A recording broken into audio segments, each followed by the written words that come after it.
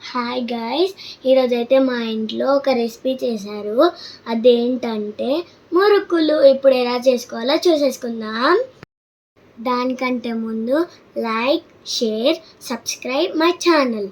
First నూకల పిండి తీసుకొని కారం, ఉప్పు, అల్లం వెల్లిగడ్డ పేస్ట్, జీలకర్ర వేసుకొని పిండిని కలిపి పెట్టుకోవాలి.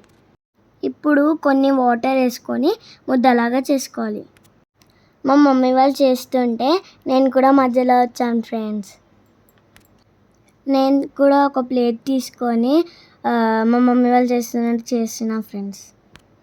ఇప్పుడు మా నాని మురుకుల పీట తీసుకొని అందులో కొంచెం పిండి వేసుకుంటా చేస్తుంది గైస్.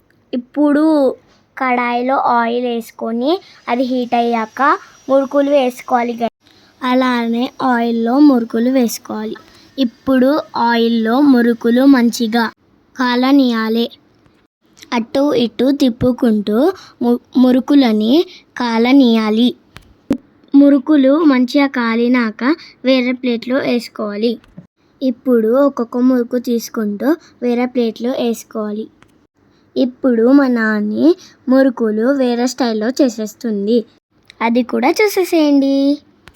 అది కూడా ఒకటే పిండి కానీ ప్లేట్ వేరే చేంజ్ చేసి చేస్తున్నా. ఇప్పుడు ఇంకొక స్టైల్ మురుకులు రెడీ.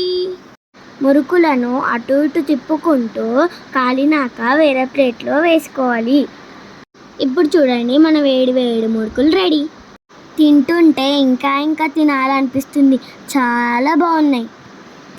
మీకు కూడా ఇలాంటి మురుకులు కావాలా ఫ్రెండ్స్? ఇప్పుడు మా అన్న తినుకుంటూ చాలా బాగున్నాయని అరుస్తున్నాడు.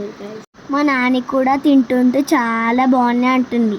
ఇప్పుడు నేను మురుకులు తీసుకెళ్ళి మా తాతయ్యకి ఇస్తుంటే చాలా బాగుంది టేస్ట్ అని చెప్పాడు.